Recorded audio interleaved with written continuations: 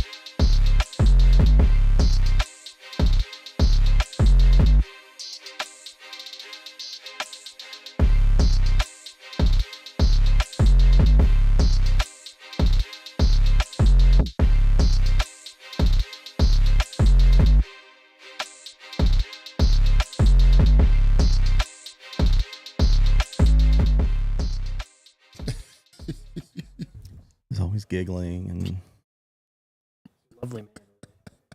little comments. Guys, welcome to the episode of Into the West Comics. My name is Frank. Uncle Nephew Shane is here. Oh. Hi. Good morning. How are you? My name is Shane.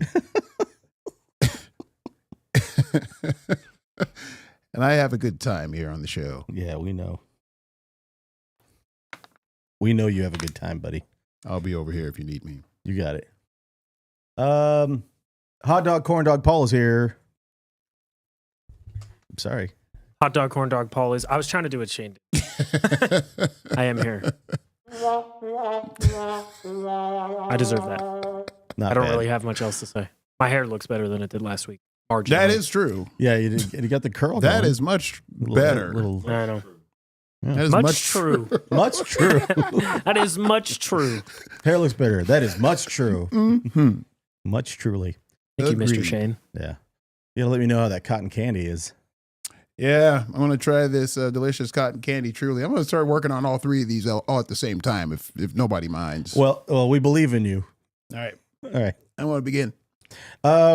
Guys, earlier last week, they were doing all the. It's all right. Yeah. All right, I've got one too. Check it out. Earlier last week, we got our first official look at the next installment or the next season of House of the Dragon or House of Dragon. House of I Dragon. think it's House of Dragon. House of Dragon. Okay. There's only one I dragon. think so. Only one dragon. House of Dragons. Singular. Is it the House of the Dragons? Or is it House I of think the it's Dragons? House House of the Dragon. All right. House of the Dragon. House of the Dragon. We're going to take a look at this trailer. This is going to be coming out next month. And I know that we'll be able to argue about this show on a weekly basis. I don't. Much like we did last week. He said, I don't. We didn't see No. anything yet. I was going to say something else, and I just chose to wait, yell at Shane until later. Okay. Is it about our conversation? No, it just, All right. I like yelling at you. Oh, of course. Well, yeah. I we're can't aware. wait. All right. Let's check it out. Season 2 of The House of the Dragon. Yep. The Houses of the Dragon. The Dragon's House. Coming to The max. Oh my gosh. It's already good. The Dragon Targaryen bees. who sits the Iron Throne is not just a king or a queen. But it's a They dragon. are a protector of the realm. Now I find myself in an impossible position. Possible. All hail King Aegon! The What? enemy usurped my throne. You what? What? We're going to King's Landing. Well, what are we going to do about it? We must play the board before us. Proceed cautiously. Fuck dignity Oh. and Hey. revenge. Okay. Whoa! Wasn't expecting that. I don't think he's old enough to say that. The great houses will This is come the to our House of side. Sopranos. Forget think about they it. would be so Forget eager to about your die. dragons. T. There's dragons, T. My ships sail at your command. The realm's only hope is in a leader strong enough to unite it. Do you accept me So is this just Game of as your Thrones again? queen and ruler? Yeah, they're gonna Game of Thrones it up. I wonder how many time jumps it's gonna have. Yeah. None. Same I think that's it. That's what's gotta be Sense this it. war must end. After the first season. Not like this. Alicent told love for our enemy. That makes her a fool.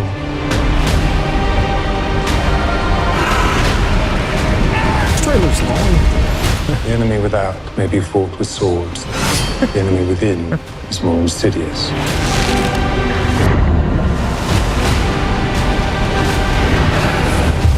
There is more than one way to fight a war.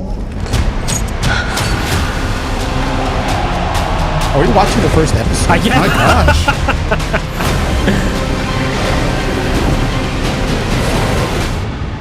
War is coming. Whoa. And neither of us may win.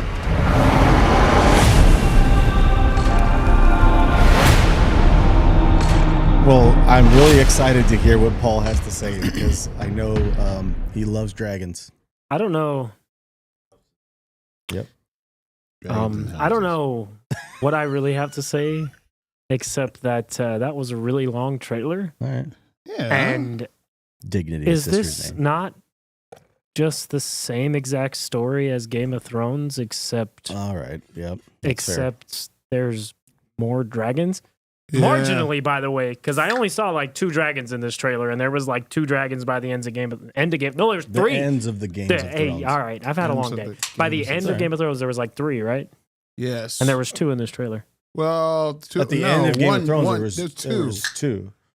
In no, total, or- in or- Game of Thrones, wait a there minute, was there's 3. only Right? one. And there was an ice dragon. I thought there was 3. It started. There was 3 of them. It was Tree, and then at the And by then the end of there's the 2 of the- final. Okay, but what I mean the was last there was one 3 alive. in the show, right? Mm-hmm. Yes. There was what are the dragons' names? Gonzo, Gonzo, Yeah. Ralph. Ralph. But no, I mean, Paul, you don't like this show No, because I it has don't not incest. like this show. Don't get me twisted. I Austin think it's says you don't like it because of the incest. I You don't think- like incest? He's not a a big fan. shocker. I don't like incest. Yeah. How do you not like that? Breaking news.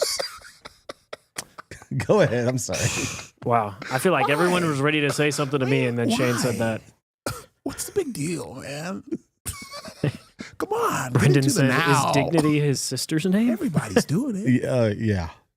Now, I understand what you're talking about. It feels like it's mostly just. Feels like the same show again. I know, right? but we like that show. Everybody we? likes the show. Sure. I don't think I'm down to watch that again. I'm down to watch something very similar again. I don't remember the last time I've heard someone speak positively about Game of Thrones. I mean, when we had this discussion about the first series, The last season of Game of Thrones is what I have a problem with. I don't have a problem was with the bad. show. Well, Yeah. This weird But thing. it started to turn around season See, 5. he's in about to say reality. what I. There you go. See, I mean, really. I mean, it did. It, I mean, not. I you're mean, saying not it's totally. just the last season. Because here's what happens. Most of the It's- last season I didn't care for. It's the last Yeah. season wasn't good. It really started to turn down around season 5. I mean, if Season 1 also was a little See bit what of a you're slow doing. burn. But little- Wasn't great. Ah, please, just little things. That's what people say. Frank, little things like there would appear places without when it first I started, they'd know. appear places. It took forever for them to get somewhere, and then Yeah. all of a sudden it's like we're taking the express train.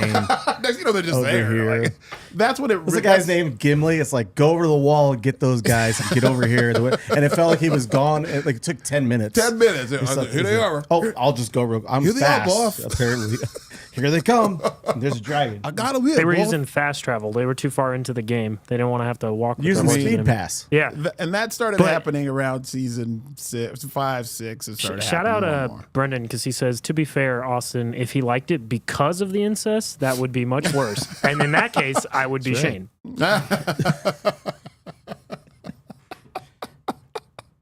Oh, good Lord, man. Yeah, that's fair. People have no couth. Okay, so Yeah, we're the ones without Kuth. All I'm saying is this: I'm watching it. I don't know about the rest of you, but I'll be here. I got to catch up on the first season. Yeah, I probably need to rewatch. I'm I haven't 5 done it episodes into the first season. We've got a couple weeks. Something like that. Let's just power through them. Okay. Let's rewatch. Can we like hang out on Saturday? I got a pool. You want to come over and watch? Sure. Run it back? Maybe. We could do a run it for back season for 1 of House So. of Dragon. We haven't done that in a minute. I would Absolutely. be super down for that. That would give me a reason to watch it. All right, there you go. Good, because you need to watch it again. Do I? Is it that good? Well, I'm telling you, you need to get educated on this because it's really, really good. Okay. I mean, it's not me, it's him, right? Isn't it weird how what's her name? Renera? How Yeah. she's aged like 30 years and Matt Smith still looks exactly the same. Yeah. That is odd. He moisturizing or something. Yeah. He hitting the spa. The dragons. Like the son with the eye patch is almost the same age as Matt Smith now. Yeah. How long has it been since the first season? Like how 20 old years? is everybody right now? Like, I don't has know. it been 5 years since the first Renera's season been came out? 3 different actresses. Yeah. Right? Maybe Little. 2. No, she's only been 2. I think she's been 2. But she just looked as they try to say she was super young. She just looks exactly. Well, there's same. the other one who's like her auntie or whatever. Mhm. Sometimes like it kind of looks like that might be her in the shot, and it makes her look even older, which is just I'll say this. say it. Okay. For the first season, kind of mixed a little bit on the first season. There were some good things about the show overall. There were some things I was like, whatever. I mean, I'm kind of sticking with it because I enjoyed I think it's because of the loyalty for Game of Thrones, the original show, I stick with it. Sure. Kind of thing. But I'm going to say something's going to make Paul probably go 6 to midnight about this. Last week when we saw season 2 of Rings of Power, season 2 of the Rings of Power, I'm more excited for that than I am for this. And this Paul never thought I would say that. No, this is a guy because he knows that I'm bored by Lord of the Rings. I'm more excited to see the second season of Rings of Power than I am for this. But don't you think they'll probably rein this in for season 2 for this? The first season of this is time jump. There's a lot of time jumping. There's a lot of things that have to be explained before you get to this. There probably won't be much time jumps like going on in this. We don't think. No, I think the time jumping is over. Like this is it. This is the beginning of the beginning of the beginning. Time jumped out. We're time jumped out, baby. Well, I am kind of shocked to hear Frank say that, but I also do think I'd be surprised if anyone thought that trailer was better than the Rings of regardless of what you think of the show. The trailer for Rings of Power, I think, was better. You didn't dislike Rings of Power. No, I liked Rings of Power a lot. Yeah, I didn't dislike it. But you know how you are with House of Dragon, your loyalty to Game of Thrones is why even though you didn't love the first season of House of Dragons, you're sticking with it. Same thing for me with Rings of Power. I didn't not like the first season of Rings of Power. I just didn't. It was a solid 7 out of 10 for me. And I think that if it wasn't Lord of the Rings, I would not watch the second season. Well, I'm interested to see what you think when you finish this season, the first House season. of Dragon. Yeah. I think it has to be Lord. Given a series, a season of 7 is nothing to sneeze at. Like it's hard. For but you know how shows bad I am at get a watching 7. TV. You know how many 7s I've watched and not gone back to it. Absolutely, I'm sure there's been Probably quite a only bit. Friends. Yeah, Friends is like Barney 25. Miller. Barney Miller. Friends is like 22 minutes episodes. Throw them on, you know.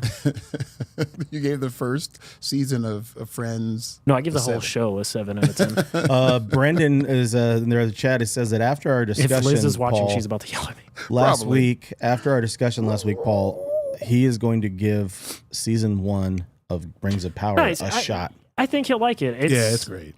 I mean, great grade. It may be a strong word, but I dug it a lot, man. Okay, but then Run It Back, season 1. Yeah. Dragon House. We're doing it. Yeah, All and right, I mean, let's I've do it. said this before. Of what I've seen for House of Dragons, I think from a purely technical aspect and conciseness of storytelling, I think House of Dragons is a little bit better. I think as far as production values, they're equal. You can't put one over the other. Mm-hmm. And one of the reasons I go back to Rings of Power and not House of Dragons is I've talked about this before. It's hard to like any of the characters in the Game of Thrones stuff. I know they are all of them very have off-putting. some kind of quality that makes you go, bro, you suck. suck. Well, almost was it like that for the original Game of yes, Thrones? For me, with Game of absolutely. Thrones, you were only like siding with like what Snow. the kids were going through, or what Jon Snow and all the kids were going through, because they're just experiencing trauma, just everywhere. nightmarish trauma. Yeah. So every minute. I liked Sean Bean's character a lot, and his death was necessary and like kind of put the show into motion. So I understand. And everyone else just sucks. I mean, that was the thing about it, that you couldn't even get close. Well, there's a certain You couldn't get point. connected to a character. Yeah, you can't get connected to a character because who knows if they They're die. gonna And even Jon Snow, by the end of it, basically the series' surrogate Aragorn is sleeping with his sister or cousin by the end of it. Auntie, yeah, that doesn't make it better. It doesn't. So I'm just even Jaime Lannister, like they had a complete arc for him and then absolutely destroyed that arc. Yeah, dude. There's dude. literally a almost 20-minute sequence in the final season of Game of Thrones where a woman walks naked through a town and they throw poop at her. Yeah, that was dope.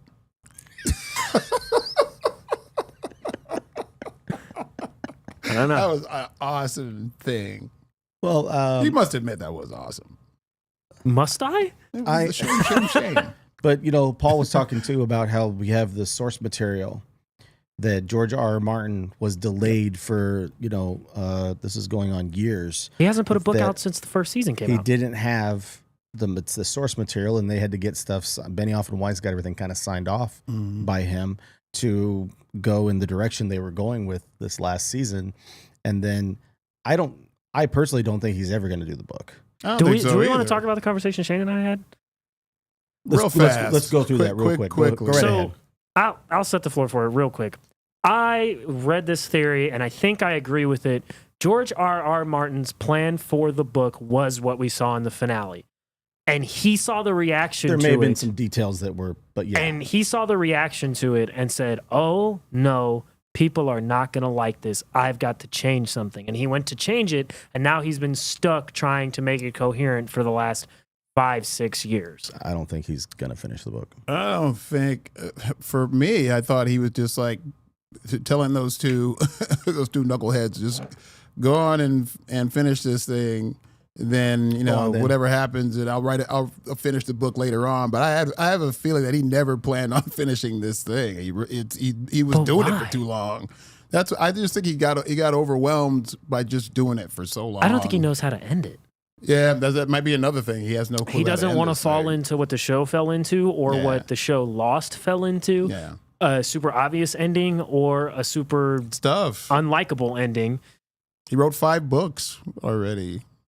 Yeah, lots of people write 5 books, though. I know, but he's James an old Patterson's man. written like 1,500 books. He started writing these books when how old was he when he started writing? 50 something? Well, when he came out with the first one, yeah. Probably. So now he's 70? But also, he 70s. came out with the book. 70s, yeah. It's like a overview, like a history overview. But the book that House of Dragons is based on came out in 2016. So he's obviously 75 years old. Writing, yeah. I mean, George he's Miller's tired. 82 and he just directed Furiosa. That's different. How is that different? You're on site carrying cameras around, walking around. Yeah, George 'cause R.R. George- Martin has to sit at a desk. and just type. The first book was And in clickety-clack. 96. But George Miller's just The second book was 98. Third was 2000. The fourth, Feast of Crows, was 2005. The fifth book was 2011. So 13 years. You know what I'm saying? Book. And then he Let's think says about that that for a he second. plans those other 2, The Winds of Winter, which we think is the inspiration for what we saw as the last season of the show. And then there's another one after that. I don't Frank. I don't think He's not finishing I don't these think books. that's happening. If it happens, I don't know. Well, if seriously, what does everybody else think that might be in the chat when it comes to this? Well, Does Brendan anyone really says, think he's going to finish this? Brendan says you could be right, Paul. That's why he keeps doing all these prequel spin-off books and shows, procrastinating finishing the main series. Like he made his money. Like, he he's did like- lore building stuff for the Elden Ring game before he wrote these. And there's 2 books that need to come out. Yep. Weren't they going to do Yeah. a Jon Snow story or something? Yeah, I thought he's supposed to And get then his own series. They canceled that. They or- canceled it. He's supposed to get a spin-off series before this came out. What would it be? Him and the guard who goes and watches, like what is it called? The Night Watch? Yeah, but because that's who he leaves with at the end of the show, right? Yeah, he just goes beyond the wall. Is that what the show was your rise to be about? It's like he's a detective and he's driving around late at night, investigating. It's True Detective is what it is. Right. Jon Snow, True Detective. What is that little posse he ends up with at the end called? The posse, I believe that's what they're called. It's called the Night Watch. The Night Posse. The Night Watch Posse. It's called the Insane Night Watch Posse. Oh, thanks for answering my questions sincerely. You didn't feel the sincerity coming across it? No, I always feel the sincerity from Frank. Yeah, of course. Well, that's something that we may or may not ever see is another George R.R. Martin Game of Thrones book. But something we know we're going to see in about 2 months is Deadpool and Wolverine. Exclusively in theaters this past Monday. Tickets went on sale officially. And some people are saying that the ticket sales are good. Some are saying that it's not quite to the level that they thought they were going to be at. I wanted to get your guys' thoughts, as a couple of thoughts as to why you think maybe the ticket sales aren't at the level of a Spider-Man No Way Home or an Avengers Endgame. I have my reasoning, but I want to hear from you. What do you think, Shane? Because it's a rated R movie? I don't know. It's got to be, right? Because it's a rated R film, but... I think because it's rated R and Deadpool's not Spider-Man. Yeah, it's a different kind of dude. And it's a different kind of crowd going to see this film too. Like it's a different kind of people. Because I think the Deadpool movies, all of them have made about $1 billion. Sure. The last Spider-Man movie made $2 billion. Yeah, almost. It's just Spider-Man is a different tier of character than Deadpool. This movie's gonna make money though. Oh yeah, the little kiddies are gonna go see a Spider-Man, and that what's that kid's name? Joseph, Ted Holland, Ted Holland. Freddie Holland? What are Freddie you talking Hollister? about? What's that kid's name? Tom Holland? Yeah, Freddie Tom Holland, Hollister. that kid. Teddy Hollister. Yeah, those bad movies. Did you name one of the Swamp Thing alter egos? Is that what just happened? Yeah, a little kid. Is he still dating the Zendaya? Yeah. Zendaya for a minute now. I was. Nice. Me and Liz went and saw Challengers, and I mean, not for everybody, but I thought it was a pretty good movie. But there's just some scenes in that I was like, babe, if this was like me, and you had to watch me do this, could you do it? She was like, no. Is it that bad? It's wild? No, well, I mean, it's just like you probably wouldn't like watching your significant other do that. So God bless actors. I don't know how they watch their significant other get felt up on like that. Is that what happens? She gets touched? Yes, Shane. That is what I'm implying. Oh my goodness. Anyways, Spider-Man, Deadpool, about Wolverine. Ticket sales for Deadpool, Wolverine. Well, Paul went there. I'm just saying, don't blame me for this. No, that was my fault. I'll cop that. I will. But I think also aren't ticket prices you're gonna like this, Shane, out the wazoo? Whoa. They're like $18, $19 for regular showings. I think that's definitely a factor. I think the fact that this movie is following a string of we don't know what we're getting from the MCU as far as films and series. So you think people are just apprehensive? The movie, yeah, everybody saw the movies and leading up to Endgame, and pretty much everybody was on board with everything leading up to No Way Home. I think Hawkeye was on Plus around the same time that No Way Home was coming out. And Hawkeye was decent. And Hawkeye was decent. Decent. Everybody has been kind of it's been sort of a mixed reaction to a lot of the stuff that's been out, that's been Phase 4 films or series.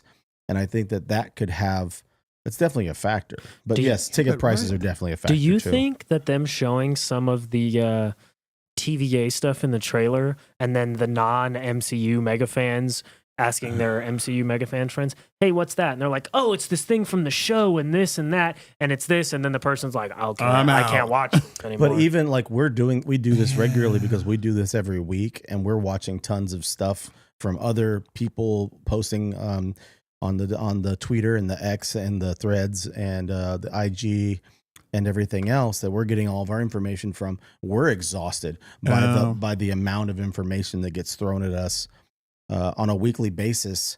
That how does this character connect to this show that's going to be this and this movie that's coming out?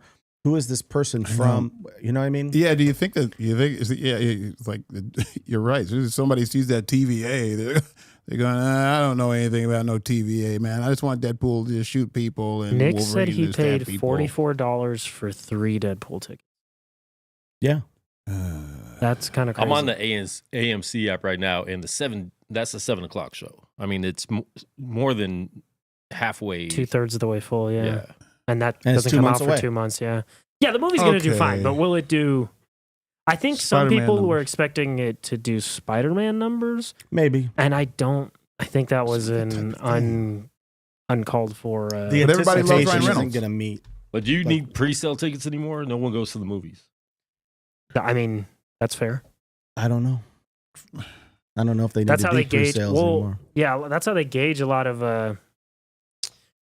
how good they think a movie's going to do. Whether that model should still be used, I don't know. But that is how they go, oh, the pre-sales are this, that, or the other thing. So it's tracking like this movie tracked. Anybody in the chat, tell us if you already picked up tickets for Deadpool. Did you buy tickets? I'll tell you guys my story later on tonight when we're going to see Furiosa about our situation with Deadpool Wolverine. It's interesting. But did anybody else buy their tickets ahead of time? Because I know the tickets went on sale on Monday. Also, too, most of the time a Marvel film, any of these films, when the tickets go on sale is usually 30 days out. They put the tickets on sale 2 months out from when the movie was going to be opening. So that could also play a part in overall ticket sales. They could still sell a lot of pre-ticket. What comes out around Deadpool? Anything? Furiosa comes out tonight. Yeah. Whatever the Disney movie, the Pixar movie Inside Out 2 is in June.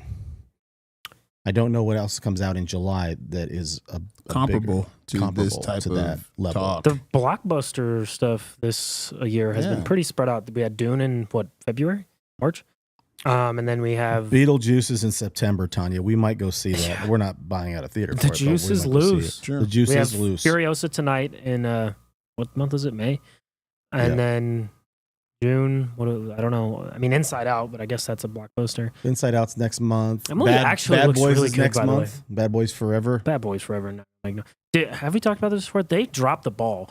They called the third Bad Boys movie Bad Boys for Life when they should have named the fourth one Bad Boys for Life. Yeah, but they named the third one Bad Boys for Life. I feel like that was a perfect marketing opportunity, and they dropped the ball. Twisters movie is going to be out in July. Like Twisters. I think the week before, the week after. Nobody's seeing that. I think you might be surprised. That guy, what's his name? Glenn Powell. What's going on lately? With the he turned down he turned down Marvel. He said he won't play a Marvel character. He turned down Jurassic. And he turned down Jurassic World, the Jurassic World sequel. Scarlett Johansson might be the next. What he said about the Jurassic World sequel is he didn't see how his character impacted the script in an interesting way, but the script was fantastic. But he said no because he didn't think his character did the things he would hope his character would do. I think that's saving face. I think he didn't like the script and doesn't want to do it. Yeah, maybe. He's like, I don't want to. But he doesn't want to tank this take movie. a big old poo-poo on one of the biggest movie I want to take this movie. type beat. Who is it? Marcus. Oh. Hi, Marcus. Yeah, get over here, Marcus. You know. You're in the big boys. Marcus! Me. He's got a lot to talk about today, Marcus. The Frank Miller. Very loose show. Okay, Brennan. The Frank Miller feature-length documentary hits Cinemark theaters nationwide on June 10th. That one's going to break all the records. You think? Yeah. The Frank Miller documentary? That ought to be pretty fun. He's a nut, so... that's what I'm saying. Going back, like, Frank Miller is like... he's crazy. You know who's the biggest, we're getting way off topic, but... Yes, we are. You know who the biggest little, just whiner of all time is? Who's that? Alan Moore. Oh, sorry.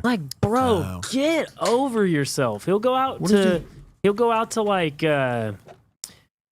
not meetings, but premieres or shows or cons, and they'll ask him about comics, and he'll just talk crap about him for 5 minutes like he's above them. Like, bro, You do that for a living. He's clowning like his he's own like job. he's like the comics of the 80s gave guys a license to think they were allowed to like whatever. I'm like, bro, it's what you like. This is your livelihood. Don't act like you're above it, you weirdo. Why would He's so do he this? thinks Or he's the just- authority on what people are allowed to enjoy. How And old just- is he now? How old is that? Probably like 70 or something. He's an But old yeah, he's dude. just always been a massive grouch, and it's like, bro, get over yourself. It's like Back in my day. it's like Gary Oldman. He's like, all the movies I'm ever in suck. It's like, what do you mean? Gary Oldman Like is being a weirdo, he's dude. fantastic. I love Gary. But Oldman. anyways. I just want to mention also with regards to Marvel or just Disney as a whole and the Plus, we know that we're going to get that new Acolyte series in a couple weeks. We're not sure that we know the title finally for the Agatha show, the Agatha All Along. That'll be coming out towards the end of the It's year. official. Agatha All Along. It's Agatha All Along. And the rumor is that they gave you all those titles because those are the names of episodes. Those different titles are the names of episodes of the show. That's awesome. It's a strange though? Whatever. marketing idea. Listen, Whatever. I'm not gonna poo poo this show already, man. Because I dig you like Catherine Catherine Hahn. Yeah, I dig Catherine Hahn. I think she's funny. I think I like she's WandaVision. fun. I loved WandaVision. I can only assume that this will be way better than Paul thinks it will be. And they green. don't there's even- that. hold They on. also greenlit the Vision he's rude. Plus show. Vision Oh. Quest, or what it's going to be called. I But think why? Called Vision Quest. it's called Vision Quest. Really? I think so. I don't necessarily think Agatha is going to be bad. I just don't care. I know, but I mean, you were like, Okay, let me ask you this. You're Does just going, I'm not watching the White that. Vision storyline Hey. need its own Watch it, show, watch it. or can it be Caucasian. resolved within another movie or a different show? Or do we need it to watch a probably whole should. series about the Probably Vision not. finding We need himself? a WandaVision season 2. Sure, that would be Yeah. better. That's I agree. that should have been on the table the whole I agree. time. Brother I agree. Marcus joins us. It's a nice Brother shot magic you have there. Marcus. I like that lid. Yeah, shout out to Cole. He sent me this guy. Well, I actually ordered it from him. That's but beautiful. I ended up ordering a That's nice. second book from him because I told him that my other book is still being passed around as I'm trying to hustle his book and show different comic book stores around the city. I like the greatness. that. I like that hat. So I yeah. came this close to putting that pin on the collar of this shirt. Yeah. But I was trying you to do didn't. it. I just trying to do it in the mirror, and it Too just busy wasn't brushing working your out. beard. I had to brush my beard. That's a whole 20 minutes. Right What there. a riveting story about you almost putting a pin on your shirt chain. do you use the what is that stuff that the ASMR guys use? The little it looks like soap. ASMSR. Yeah, it's like the what is it? The it's a shaving brush. It's like a it looks like they're taking soap and like going. It's like a dried soap and then they Paul, wet the it. Lord of the Rings. The The Lord of the Rings trilogy is returning to theaters in June. Yeah. And I love those Yeah. movies, and I watched them 100 times. I'm not going to sit in a movie for 4 hours or theater Oh for 4 yeah, hours. you are. No, Well, didn't they re-release all the Spider-Man movies? And people are going to see that. I Go see also those? didn't. People So were, apparently and they were It's a the little different. apparently towards the end of the re-release run, the latest one they just released only made like $216,000. Which one? Which one? I mean, it's a re-release. You got to. I don't know what the It might have been most. Homecoming. It was one of the Tom Holland ones, yeah. It might have been Homecoming. But they started off like really well when everyone's like, "Yeah, they're putting them back in theaters," and then I think people after watching the first two, I can watch it. they're now. like, "I've seen this movie before. I don't need to pay I don't need to pay. $15 to go watch I'm it." still waiting for them to put No Way Home on streaming. Oh, Yeah. So what's the? Yeah, I guess the deal with that is Because of Sony has Sony. the rights, and they're like They're being weird being bah humbugs. because they know it makes a lot of money. So. Yeah. oh. No, thank you. Yeah, I saw I'll an pass. Instagram clip somebody posted, and it was people clapping. There's a scene where it's like this little kid is facing off with Rhino, or Right. yeah, and then like the real Spider-Man comes off, comes behind him. It's like, hey, Spider-Man, and it pans to whoever. Oh yeah, at the end of that movie, and everybody's like, woo, woo, yeah. And I'm like, oh god, that movie's Really? not good. It's not a play. You also, you know what I also bet people like who were kids when those Amazing Spider-Man movies came out, which I do fall into, but that really enjoyed it. They went and rewatched it in theaters and then went, maybe this is bad. Maybe this is Right. Those books are not good. The first one is okay. The second one is a mess. The second one is a mess. Yeah, it's bad. No, I was gonna say, Marcus, yesterday you had a chance to go over there and see Ralph and those guys. They were at Rogue Toys. It's Ralph of Alternate Reality. He got a community service acknowledgement. Yeah, thing. so it's a award that started some time ago, and it originally was coined the Nerd Culture 702 Vanguard Award, and it was renamed for Harrison Wood, who was a local comic artist and radio personality. He was in the radio industry, and he passed away sadly in 2021. And so they renamed it the Harrison Wood Award. Our good friend Barney was I think he was the inaugural recipient actually of that award. And it's given to those pillars of the comic book nerd community who have reached out and made a lasting impression on and affected so many people in the community as a whole. And it was bestowed on Ralph this year, which congratulations to him for that. Absolutely deserved. Absolutely. Talk about making truly making a statement. Is Ralph. He's been in this town forever, man. He's awesome. I mean, I made a quick clip last night after the festivities. I have the full Zack Snyder cut coming. Don't worry. But great. Yeah. 4.5 hours. There were a few teary speeches. And are there slow motion? No, there's no slow motion. Well, I could make some, so some would be actually kind of cool slow. But Ralph is awkwardly he's an awesome human being, superhuman being. And some of the, there was a lot of people holding back tears, just talking about how he's affected their lives, and just not just in comics, just whether it be local artists, musicians, even getting helping out bands, local bands and stuff. And I was just amazed. His first comic that he bought was in 1975, and he's been in the comic book medium since then. 50.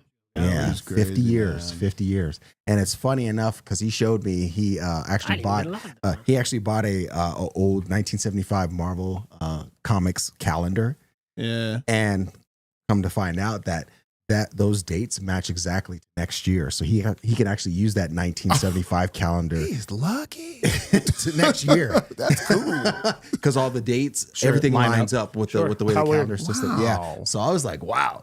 But big congratulations to him. That was it was a very, very cool evening. Well deserved. Well deserved. dope. Yeah, Barney was there. Our friend Barney. He's Mark a nut. Niven, who's a local artist. He gets around. He did a very nice speech for him. Very emotional. A lot of the major pool guys were there. So it was great. Good times. Great times. guy. That's Ralph. Very well deserved. No, I was gonna say that. Well, for sure. I was Happy for Ralph. That's awesome. He is a great guy, and I think that's the first time it's ever happened. I think it might have been, but a moment of silence. I don't know. I was reading Nick's comment. No, Ralph is a great guy. If you are in the Vegas area and you haven't been yet, make sure you get over to Alternate Reality. Absolutely. And it's a really cool shop, and Ralph is just a great guy. Yeah. I don't know if I've ever been over there. Yeah, it's on the corner of Hacienda and Eastern. So that's the new That's location. why I've never been over there. His store was by UNLV, and then they moved down to Eastern. It moved a couple of times on Maryland Parkway. Because it was Dungeon. Yeah. Dungeon Comics back in the day. And it's cool because it's like a little collector's corner because you have Alternate Reality, and then it's next door to My Four Sons, which just opened up. So that's all for card gaming. So okay, cool. My Four Sons has its own storefront, and then next to it you have you have Rogue Toys, and there's another store in there that's collectible too. It's almost like a little collector's corner, if you will. That's awesome. Sure. And it's really cool. That's pretty cool. All right. With that said, enough about Ralph, I think. All right. Love you, Ralph. I'm just joking around. I think it's time, everybody. Has everybody got their books out? Sure. I said your books. You got them out? Schnooks. Get your books out. Spread them out on the table because you know what it's time for? Once again, it's time for Cop or Drag!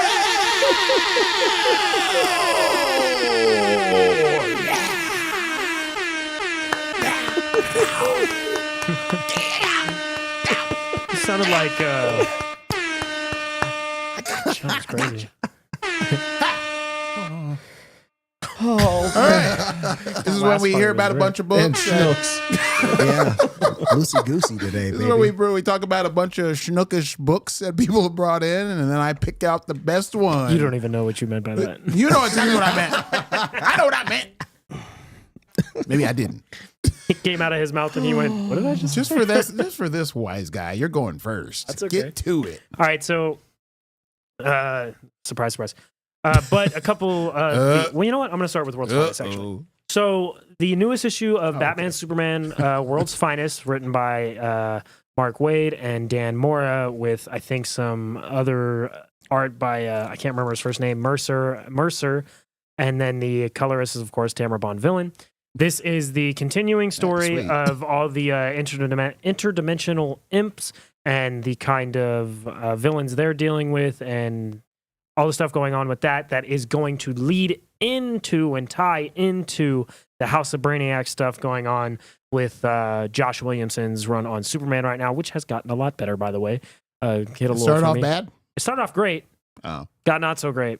Oh. Getting better again. Oh. But so, because Dan Mora is doing the art, and Mark Waid is writing Absolute Power, and that's going to tie into Batman, Superman World's Finest, and I believe House of Brainiac, and maybe one other thing that I'm forgetting off the top of my head. But so this is racing towards that quickly. This book got nominated for a bunch of Eisner Awards. So that book is racing towards its kind of penultimate story arc for this. Looks cool. Yes, it's very cool. Dan Mora is the best. And then, of course, we could not go without mentioning Nightwing, Fallen Grayson. This is Nightwing issue 114, but it is part 1 of 5 for Tom Taylor, Bruno Redondo, and Adriano Lucas's final arc on the Nightwing comic. And I'm not really hesitant to say this at all. This has been there. If it is not the best long-running continuing series of all time, there is not one better. There might be ones that are as good as it. There is not one better. There is not a single. Good as it.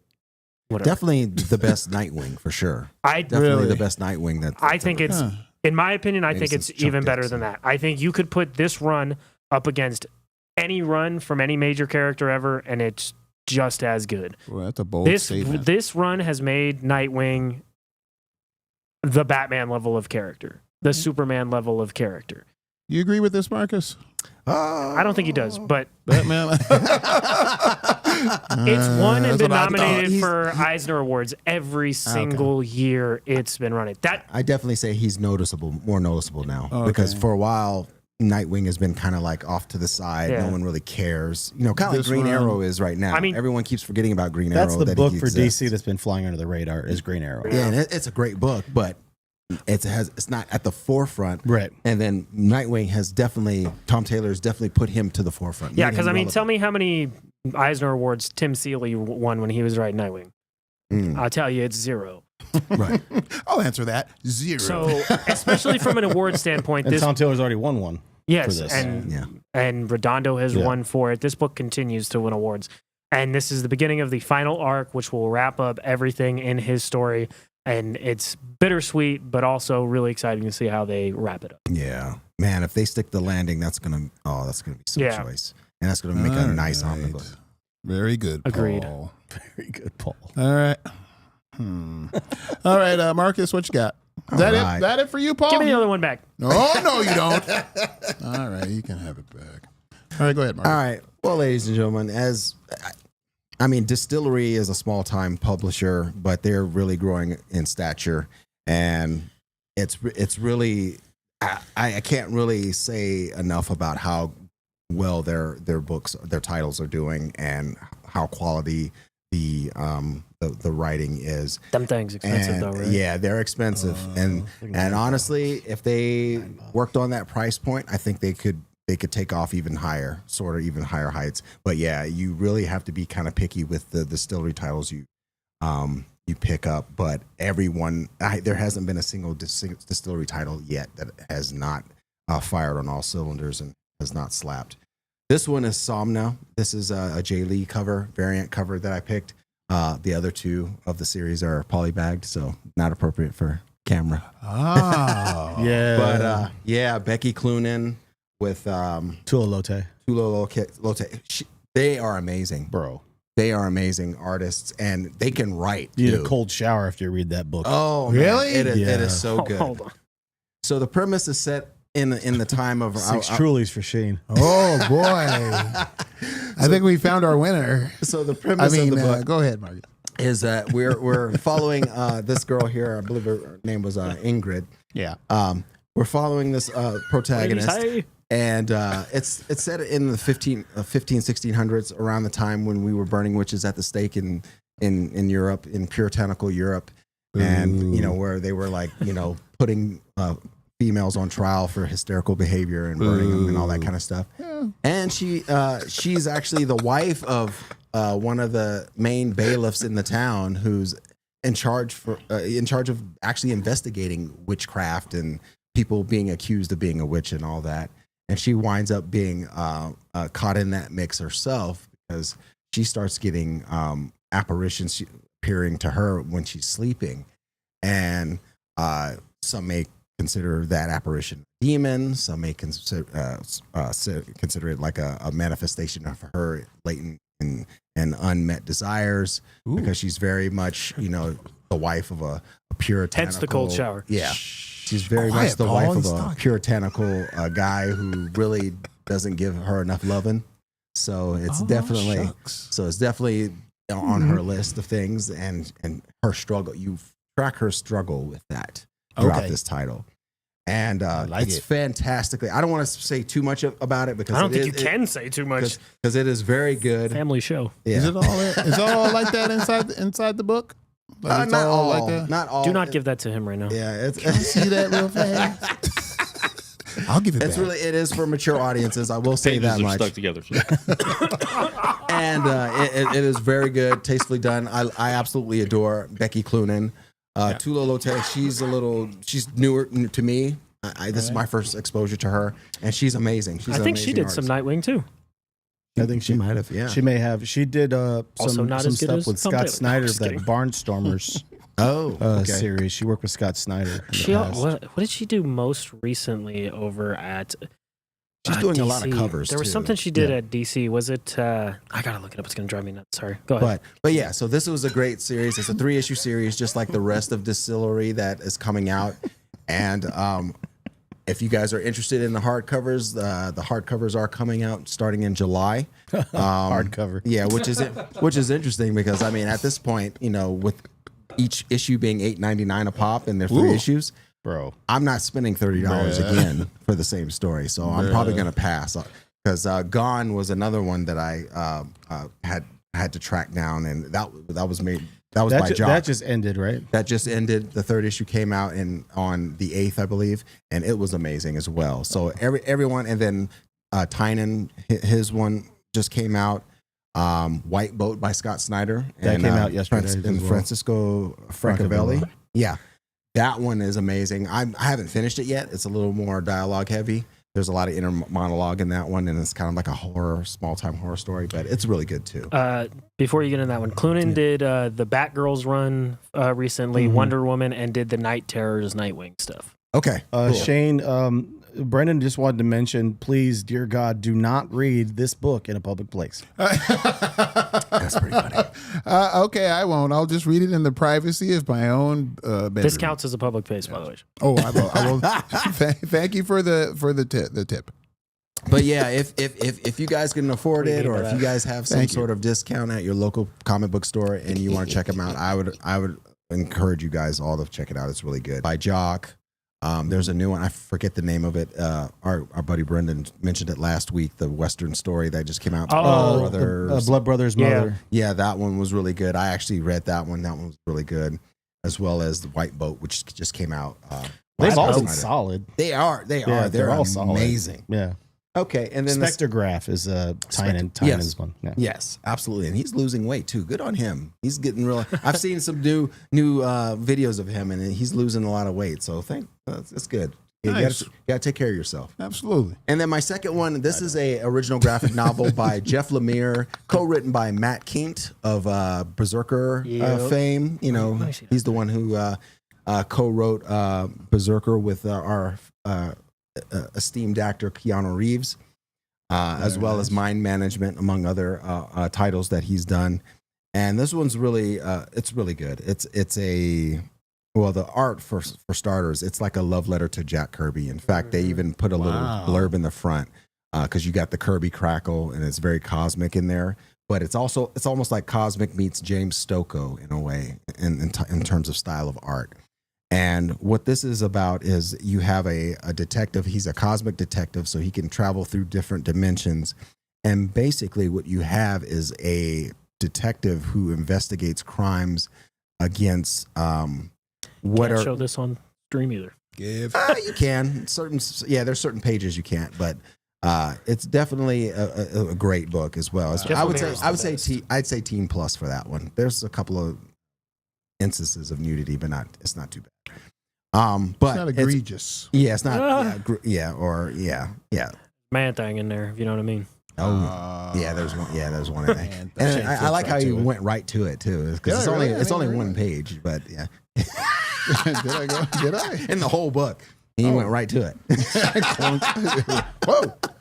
But anyway, so yeah, it's about a cosmic detective, and it's a murder mystery thriller.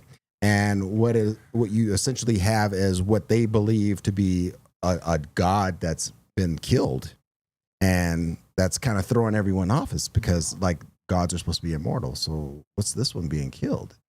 And so you basically you're following this guy as he uncovers the mystery behind this particular being's death, and what all the things that are in stake, and what is at stake might actually be worse than if he were to just leave it alone and not further investigate. So that's the tension. You know, because it has wider ramifications for the whole world as a whole. And this is crazy. I'm reading really as you're explaining it. I'm just reading a little of it, and I can see this. Yeah, it's really good. It's a standalone graphic novel. It came out about a month or two ago, and I didn't see a whole lot of people talking about it. It was on my wish list with awesome. where I order my Omnis, and I was like, you know what, I'm gonna pull the trigger on this. It's Jeff Lemire. Hadn't read a whole lot of his stuff lately since Black Hammer ended, so I was like, you need to see what Jeff Lemire's up to. And it's great, yeah. So there's a librarian in there, and there's like a library. She's like basically like the Jedi archives, you know. She's like the librarian. She's tracking everything, and the agency's been around since like the 1500s, and so it's like, yeah, she knows everything, and she's like, go out there and see what you can find me. Bring me back something to archive, you know, that kind of thing. So yeah, amazing artwork, great story. Yeah, it was a great read, and it's a fast read too. It's a thick book, but it reads very fast, so it's not that intimidating at all. So that would be my second. It's awesome. Yeah, absolutely awesome. Yeah, the art in there is dope. Marcus is definitely a front runner today. Sorry, Paul's out of it already, but Marcus, let's see what Frank's got here. Frank, have you had a cigarette? Are you okay? Ooh, I done caught the vapors. It's all steamy. Per our guest last week, his suggestion, we've been going back and forth about this series for a while, this event that's going on in Marvel. This is Blood Hunt. This is number 2 of 5. This series is going to be going on. This event will be going on for the next couple of months. Basically, this incorporates a lot of the Avengers characters in this particular issue. Kind of carries over a fight that took place in the Doctor Strange tie-in between Clea and a vampire version of Doctor Strange. The art in this is crazy. I mean, everybody's been saying, you know, what their opinions are about McKay and his storytelling, writing style, whatever. Paul's hand but the artwork for Laraz has been great. Wow. And I can't skip to the last page because that's like a spoiler type of thing. I can't really show you that. But get out of here. This artwork this artwork has been great. It's involving the daughter of Blade. There's an ad for Venom over that's there. cool. But yeah, it sort of refers back to everything that's going on with the all of the tie-ins. There was only, I think, one tie-in for this event this week. It was the Union Jack, but it's Union Jack the Ripper. And I sort of flipped through it. I haven't read the whole thing yet, but I've kind of flipped through it a little bit. And Union Jack is very uncharacteristic of what you remember him as, and he's is sort of more concerned with smashing vampires' heads than saving anyone. So that was pretty fun. There is kind of a reveal towards the end of this issue of Blood Hunt #2, something that we saw a preview of earlier in this event. So there's going to be a big moment when we get into the next issue as far as this goes. I was talking to Brendan a little bit while I was on my way down here today. The whole event as a whole has been entertaining. None of the tie-ins have really blown me away. Okay. But they've all been solid. Okay. I think the whole thing will make a great Omni to check it out when it's all collected in one hardcover edition, because they're going to have the add-ins and stuff and a little bit more. Hopefully, is it better than Night Terrors? Oh, yeah. I mean, it's already better than Night Terrors. I imagine it's going to be collected kind of like they did with King in Black. They'll have it as an event book. Yeah, eventually. So, eventually. That was the last Marvel event I read. Mm-hmm. Yeah. And the freaking event was 5 issues long, but it was really 50. It was 50, over 50. But you guys say, I remember getting getting different covers and stuff like that for King in Black. I think I filled a short box with everything that was tied in to all of that stuff. It felt like that. I remember because you were still at the shop when we were talking about that. I was like, more stuff. And I didn't have everything, and I counted 52 issues that I owned, and I didn't have everything. If you add up all the tie-ins for this Blood Hunt event, I think it's 53 parts. Okay. Yeah, I got the one-shots for King in Black and the main storyline, and I didn't get it. There you go. I'm going to be drowning in it if I do. It's always the stuff that catches you a little bit off guard as far as the tie-ins. You didn't really expect something to stick out to you. I didn't think the Dracula tie-in last week was going to be that interesting, but it ended up being really good. Nice. The whole dynamic between Bloodline, Blade's daughter, and Dracula was cool. Nice. So I enjoyed that. It seems like the way Paul is always talking about Batman, I'm talking about either Bloodline for the next month and a half, or I'm going to be talking about something related to the Energon universe. This past week, we got the final installment of Cobra Commander. This is issue 5 of Cobra Commander. That was more Skeletor. But you're finally getting to see the partnership forming between him and Destro and the whole Mars Corporation coming into frame. I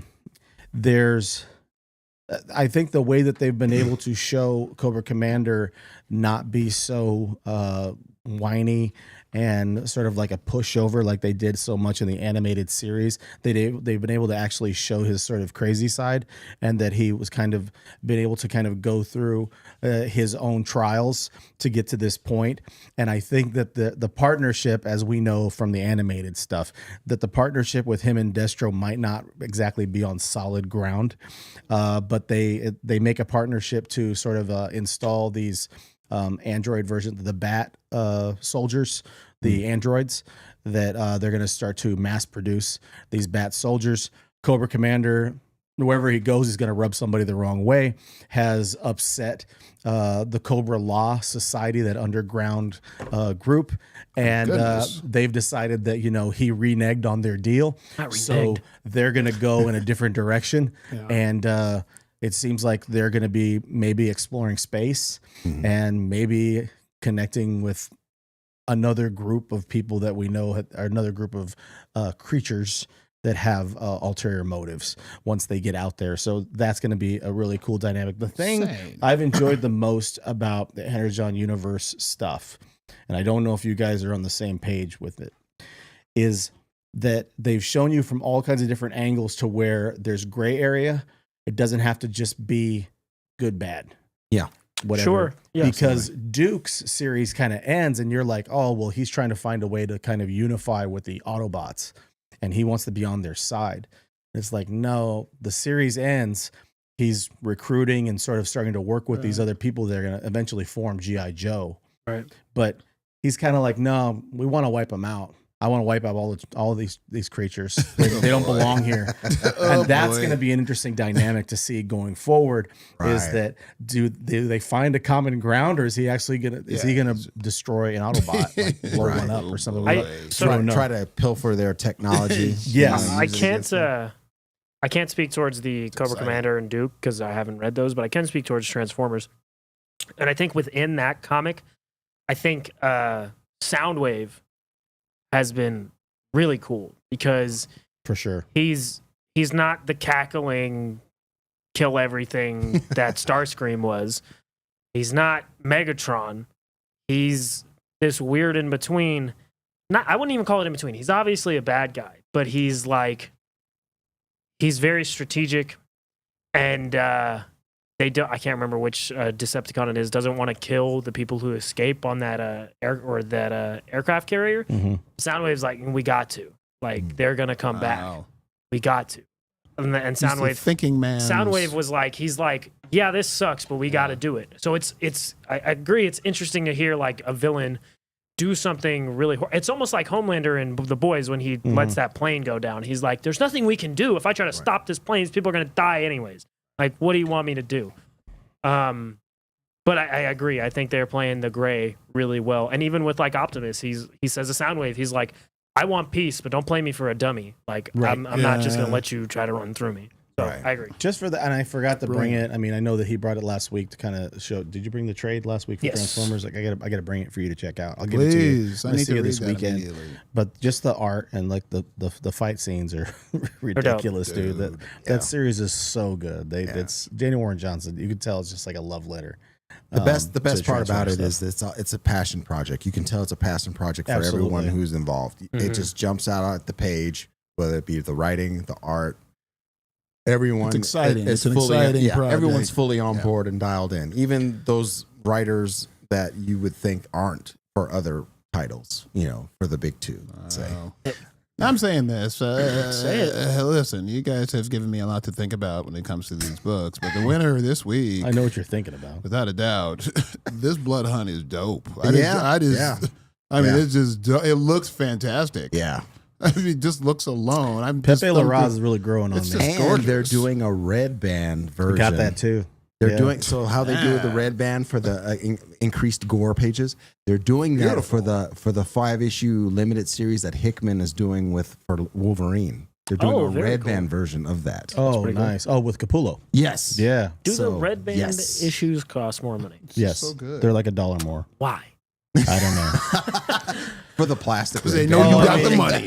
Look, we can get into that. They just had the Amazing Spider-Man 50, and Ed McGuinness is doing the art because they knew that if they would never get finished if they had John Romita Jr. on it. Yeah. Well, it wouldn't get sold because John Romita Jr. his art is getting worse and worse. I'm sorry. It's an oversized issue. I know a lot of people don't like his stuff. It's an oversized issue. It's $10. Wow. Excuse me? It's $10. Yeah, they're really trying to get us desensitized to these pricing. And they have the main story, and then there are 3 backup stories. I think maybe there might be more. But I think probably there's 3 cost them backup 30 stories. cents. Like, seriously? Yeah. And then there's an epilogue of like 3 pages or something at the end that ties into the first story. That is Zeb Wells. Zeb Wells is the writer right now for ASM. You guys know. I mean, I'm out on ASM as of a while ago. I can't. I stopped. I gave up on Spider-Man a while ago. Amazing Spider-Man. Right. Still buying the other. I'm getting Spider-Boy. I'm getting Spider-Boy and Superior Spider-Man. Those 2 have been still solid. That was a fun read. I've got the trade for Spider-Boy. I'll bring that for you if you want to read that. I believe it or not, I bought the trade for Spider-Boy and read it because I bought it for my nephew. Yeah. And I obviously read it to make sure like he's like in first grade. Oh, okay. He just kept it. It was fun. Yeah, it was good. I like it. It's fun. It's written very well. It's voiced very well. The backup stories are very good in those as well. $10, man. Yeah. For that Spider-Man, I was like, bro. Yeah. And I wanted 2 covers. I only got 1 cover. I was like, I ain't paying $20 for this. See, you did better than me because I stopped at issue 10 after the Judgment Day issue. That was a really good, by the way. But then I just couldn't. ASM? For ASM. I never bought any of this run. Oh, okay. I gave up after Nick Spencer. Oh, gotcha. I stopped reading it after the last ASM run. Gotcha. I never got on board with this. Yeah. It wasn't going to happen. I got the Gang War tie-ins, and I'll be getting the tie-ins for Blood Hunt, but I don't know what. Yeah. Will kind of side conversation about Nightwing. Will you two keep Nightwing on your poll after Tom Taylor leads it? Depends on who's writing. Yeah, if it's like, I don't know, like Wade or Gail Simone or something, maybe.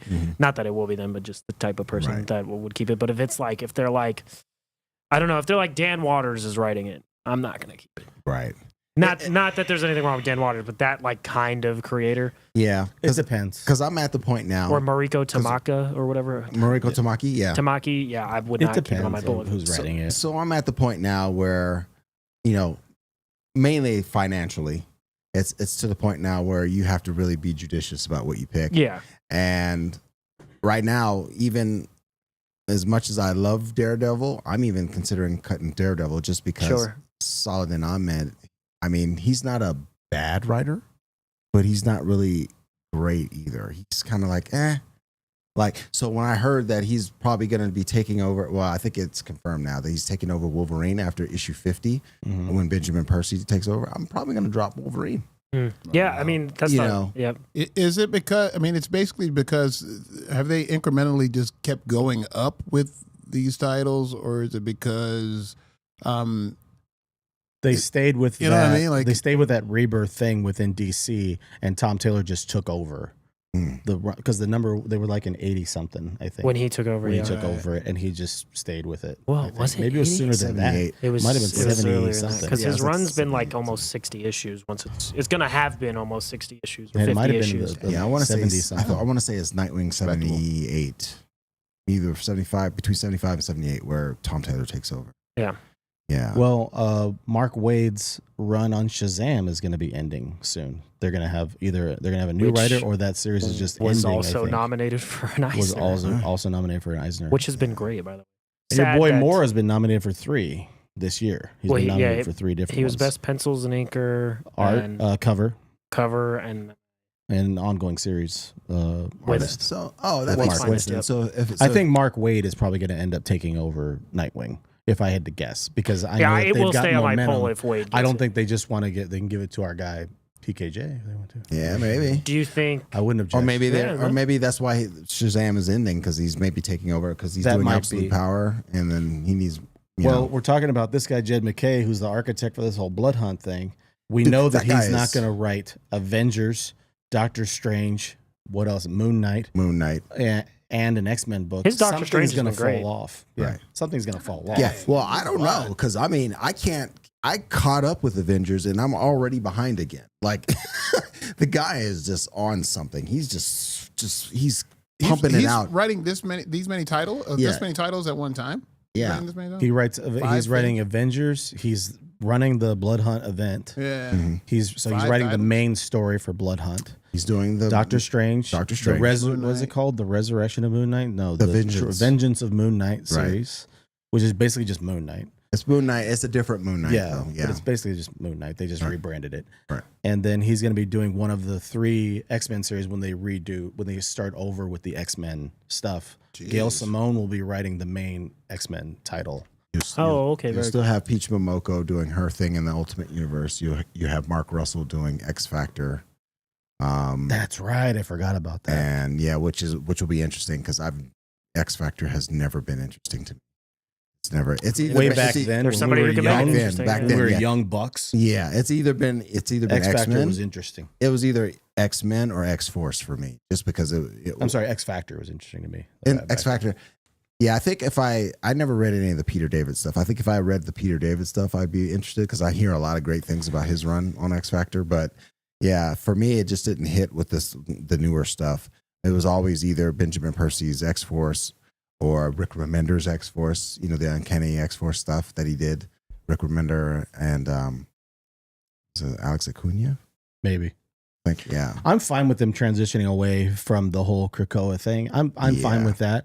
I think they could have just been a little slower in the rollout as far as all these announcements. They're like, we have 3 new X-Men titles, and then they're like, now we have like 2 or 3 more. There's always and so then guess many what? X-Men There's 3 more. titles. Wow. And it's like, okay, can you relax a second? They sell books, okay, Frank? Though And they're that's the gonna. name of the game. They're gonna, and I'm probably gonna get them all. I was saying that I'll probably, I'm definitely People gonna love get X-Men. Gail Simone's initial. I'll probably take a peek at Mark Russell, see where he's going. May add that for the first time, and then that's about it.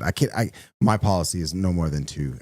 It's just too much. It gets to be too much. But it's very appealing to see Mark Russell potentially where he's gonna be writing an It's appealing to see him do anything, really. Yeah, Mark, he made he's great. Flintstones interesting. Yeah, Bro. yeah, he's very Flintstones versatile.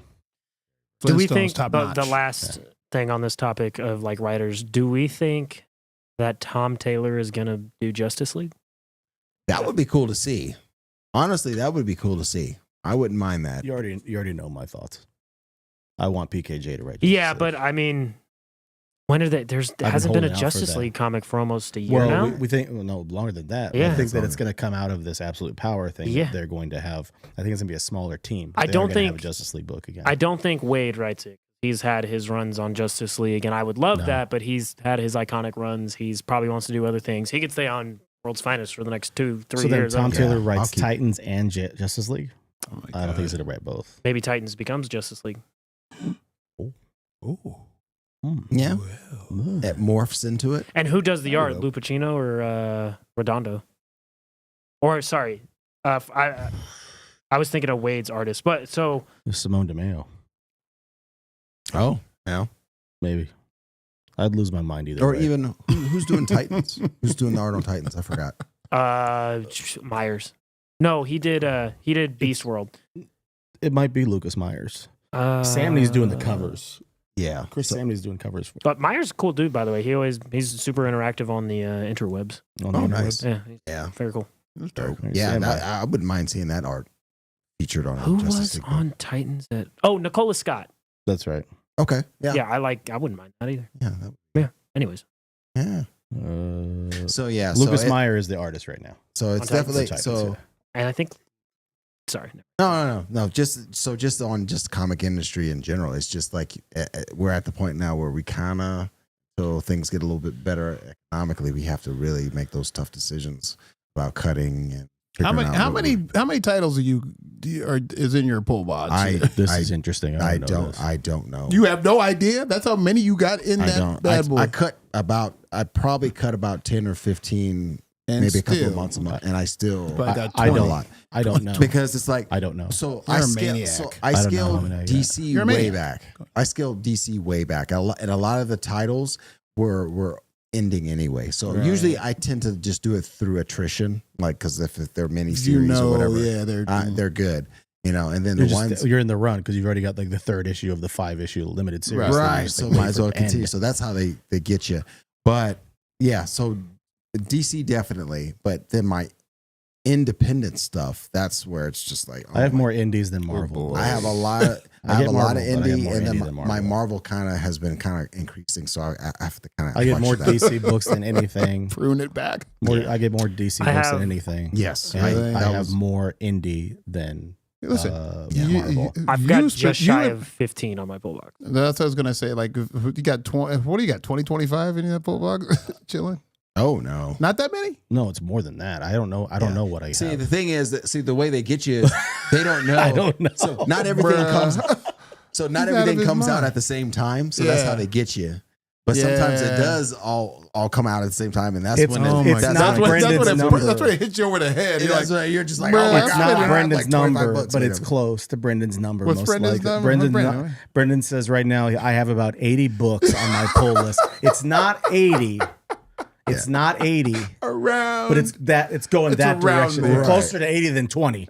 I probably maybe have 15 on like my pool as far as like have a one problem. publisher. Yeah, I have like, a problem. I probably have like 15 like for Marvel. Yeah. and then maybe 15. So yeah, for- Marvel, go ahead and lower the prices. That'd be great if you could stop Yeah, putting I- those $10 ASMs. I've got like 8, 9 DC, probably 4 or 5 independent, and then I think Incredible Hulk is the only So Marvel book I reasonable. have. So you're reasonable. I'm like between 10 and 20, somewhere That's in there. that's a normal. I wish I could be at that. Yeah. I think in my I heyday, don't I had probably see 15. the difference is the reason theirs is so high is I feel like We're Marvel insane. Marvel Besides does that, go ahead. a lot more books than DC, I feel like. Right. Because there's like, I don't know, there's probably like 15 ongoing series at DC, if even that. They don't use all their characters like Marvel does. Marvel uses a lot more of their characters. There's a They do. run They'll give for everybody a series for Howard 6 the months. Duck at Marvel, probably. Yeah. Sure. Right. No, Yeah. you're right. I mean, You're right. listen, Yeah. but You'll see a Jay Garrett, Flash miniseries, and then you might not see him for another few years after it's over. And you know that what kind of else it thing. is? That's fair. The Batman. There's Detective Comics and Batman, and then you've got your Black Label Comics, which is probably 2 to 4 a day. So there's probably about 4 Batman comics running at any time. There are like 4 mainline Spider-Man comics running at the same time. The Spectacular Spider-Man, ASM, Superior. Spider Boy, if you Spider want Boy, to call that one. Spider- Miles Morales Spider-Man, Miles Morales, yeah. I mean, and then you have the it's a Ultimate cash grab. Spider-Man. Yeah, Ultimate Spider-Man, yeah. The funny thing to me is that I don't know if Brendan or anybody else like in the chat is going to agree. The funniest thing to me is that the least read or picked up is probably ASM at this point of all those books. And it's the Because Dan Slott is writing Spider-Boy and Superior. And he's killing it too. One of these days, I just want to do I'm just going to be an interviewer to interview all 3 of you to try to understand this psychosis. So there's a lot of stuff going on. Another reason behind it why Marvel probably has more books running is if you look at the best-selling books of the year last year, 9 of them were Batman. Not other Batman, were Batman, Chip Zdarsky, Batman. Right. Yeah. DC's books sell better.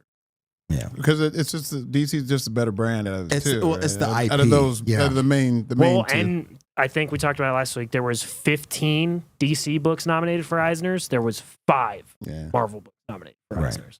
Everybody knows who Batman is, but it's the consistency. Everybody knows who Superman is. Word. Word. That worldwide. And everybody knows who Spider-Man is, but there's way too many books for anybody to know which one to get. Yeah. You kind of pick out. They're so quick What's to the good pull. one? They're so quick to pull the plug on anything Marvel related. They just put out a new Ghost Spider-Gwen title that she's in the 616. Yeah.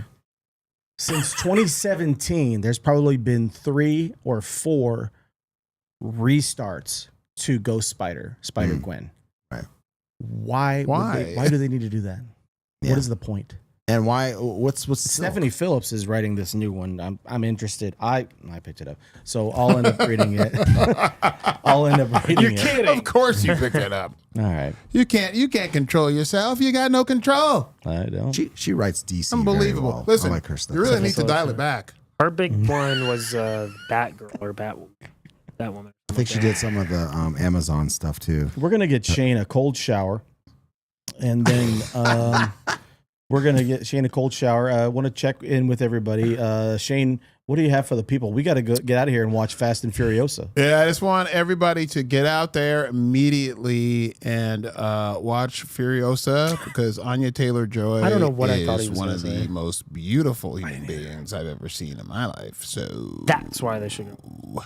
But and I like Mad Max stuff. But yeah, dig it, enjoy it. Go to your local comic book shop. Support Ralph at Alternate Reality Comics. And I love Frank. Wow. Marcus. FS, I guess. Yeah. Marcus. Well, I'll echo some of the same stuff. Yes. Shout out to Ralph at Alternate Reality. Congratulations on winning the award. It's much deserved. We all love you. Love you, Ralph. Including the friendly competition around the city. Everyone loves you. He's a senior statement. Everybody loves Ralph. Yeah, he really is. He's like mayor. He's the senior statement of the comics industry in this city. So yeah, very, very, very beloved. Wonderful human being. Absolutely, absolutely. So congratulations again. Shout out to Cole Limke, Chump Magic. Shout out to Barney. Check Check out his swag. Yeah, Talking about the shirts. Check out chumpmagic.com. Pick up his hardcover book, Savior, as well as some cool swag and pins. Super cool guy. Yeah, like I said earlier, I had to reorder my book because I got tired of it being out there in the wild, being passed around as I'm shopping it to different stores. So I wanted another copy. That hat's dope. Yeah, and I ordered this hat and that stuff. hat's dope, bro. And yeah, I was just like, I like this hat too. So, and he sent me a bunch of stickers for myself. You look good in it too, like, man. Thank you, Shane. Do you like his hat? I appreciate that, bruh. Don't do this, bruh. I wasn't sure if you liked his hat or not. So, bro, that hat's dope. Check that out. And then, just Third Truly's hit me. Go to your local comic book store. Oh yeah, I forgot. Also, James Stone. A lot of people. Stone. He came down to the Ralph award ceremony. Did he really? As well. Yeah, he did. He had people come in, drive in as far as from Phoenix to go see this. I was like, wow, that's awesome. That's awesome. So very cool. Yeah. So read comics, enjoy yourself. Have a good week, everyone. Love you. Go ahead, Paul. Paul, when people are cutting down their pull list from 80 books a week or month, 1,000 books a day, where could they find us in the interweb? Junkies. When you're cutting down your pull list from 80 a week or month, you can find us on the interwebs at Into the West Comics on Instagram, so serious. TikTok. Does he do that every week? It pretty much is. Anywhere you can listen to the podcast. You can find the audio podcast on there at @into_comics on Twitter. And of course, if you were in this chat, there's 14 of you in this chat right now. Come on, man. We got 4 likes on the video. Yeah. Like the video. Oh, yeah, come on. There was a big like. Comment. Yeah. Do it. Give us that thumbs up. You got? You hate us? Pound that. It's Furiosa time in America. It's not a tumor. Really quick announcement as far as Barney. You mentioned Simpsons Comics and Barney from Simpsons Comics. He'll be back with us in the next couple of weeks. Maybe next week he'll be on with us. The next pop-up event for Simpsons Comics is going to be Saturday, July 27th. That is going to tie into Las Vegas's Great Comic Crawl that entire weekend. A bunch of participating stores in the area, so be on the lookout for that. We'll have announcements. There'll be some flyers and everything else, and we'll be involved in some capacity with that. Go see Furiosa. It's popcorn time in America, and we're going to get Shane an ice bath. Have a great evening, everybody. We love you. If you've done so already, please consider subscribing. We'd appreciate it so much. We love you. Love you, Eva. Love you, Sonny. Love you, Sonny. Love you, Sonny. Eva. Love you, Donovan. Love you, Dre. Love you, Austin. Love all you guys, mental patients.